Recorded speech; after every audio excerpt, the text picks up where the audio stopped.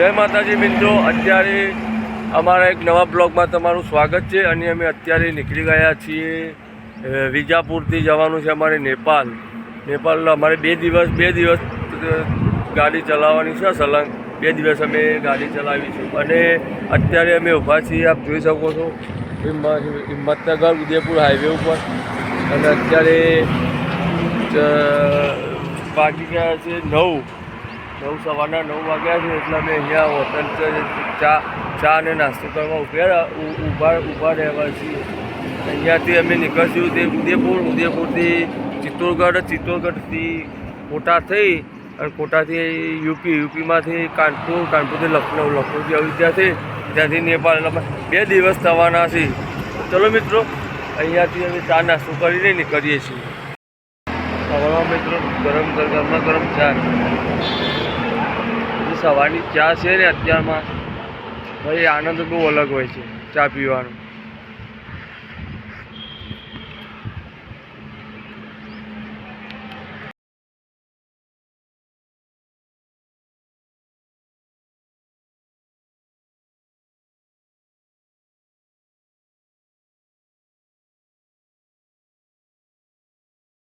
મિત્રો અત્યારે અમે આવી ગયા છે સાવરિયા સેટ. અને સાવરિયા સેટના તમે જોઈ લો કે પાર્કિંગ કેવું મસ્ત છે, જોઈ લો. અત્યારે પાર્કિંગમાં બેઠા છીએ અને દર્શન કરવા જ્યાં છીએ એ લોકો દર્શન કરીને આવીને પછી અહીંયાથી નીકળીએ છીએ. ના તો પછી જમવાનું છે તો જમી લઈશું અહીંયા. મિત્રો જમીને તો આવી ગયા છીએ. અને થોડું તીખું લાગ્યું, જોરદાર તીખું હતું. માતાજીનો પ્રસાદ છે ભાઈ, સાવરિયા સેટનો પ્રસાદ છે એટલે ચાલો, આપણે કંઈ કહેવાય નહીં. તીખું બહુ લાગ્યું છે. તો ચલો મિત્રો, અહીંયાથી નીકળીએ છીએ હવે.